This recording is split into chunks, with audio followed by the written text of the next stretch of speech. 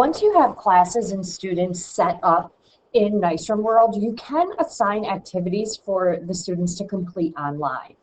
And so the way you would get started is you would actually look for an activity and then assign it to your class. So there's two ways to look for activities. Number one, you can kind of start from the atlas. So if I was in the Atlas of U.S. History, I can search interactive activities right here. You can also download the file that kind of lists all of the activities for this particular book, if you want it like in a PDF format to kind of use as a reference guide. I'm going to also show you from the home page. You can also search for activities by using the activity search icon and just search by keyword. So if I wanted to assign something for the Civil War,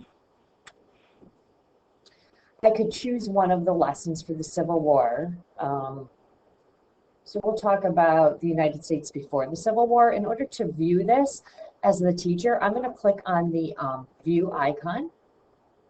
All the activities consist of 4 questions. So each one of these will have 4 different questions for the students to complete. And you can kind of view what the 4 questions are. And if you want to assign it, you can click right up here on the assign activity icon. So here's the title. I have to add a due date, so I'll make it due Friday. And I'm going to unlock it today so that students can start working on it today. And I'm going to assign this to my first period class.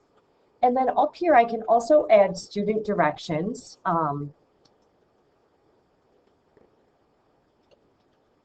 And I can decide whether I want students to have a second shot and they can have a chance to resubmit after submitting, or I could say allow them to see the correct responses, which I will do. And then to save the assignment, I come down here and click Save Assignment. So once your assignment has been saved, students will find it if they log into Nystrom, but you can also use this link to post it in Schoology. So I'm just going to click on the link and then right-click and copy it. And when I'm in my Schoology course, what I'm going to do is when I click to add an assignment, instead of saying add assignment, I'm going to say add link, file, or external tool. This is technically an external tool, so I'm going to choose external tool. I'm going to paste the URL, and then I'm going to give it a title.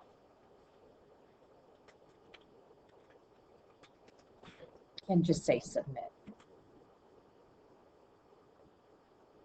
So now I have it as a Schoology assignment. Let's take a look at it from the student perspective now. When the student comes in to the class, I'm going to click on the Civil War activity. The first time they go into Nystrom, they will have to log in. This will be the only time that they have to do this, unless they happen to click the log out button. Once I'm logged in, see how I could log out, but if I don't, it will always just leave me logged in. And then the student will just click where it says assignments and grades and scroll down, and you can see that this assignment has already been assigned. So I can click on the assignment, or let's give it a second to load. You can actually click on where it says assignments and grades, and it will bring you to the same spot. Here's the instructions that I added. So now the student will go ahead and complete the assignment for each question, and when they're finished, they'll click Turn in the assignment. Back in the teacher view, you will get notifications when your students have completed assignments. Also, if you're at the home screen, there is an icon at the bottom that says Assignments and Grades. I can look at any assignments that have been assigned to the students, and if I click on the grades, it's actually going to show me, I can filter by the students in the class, and I can see their score. I can actually edit the score if I want to. I can give feedback here, and I can also see in detail how each student answered each question.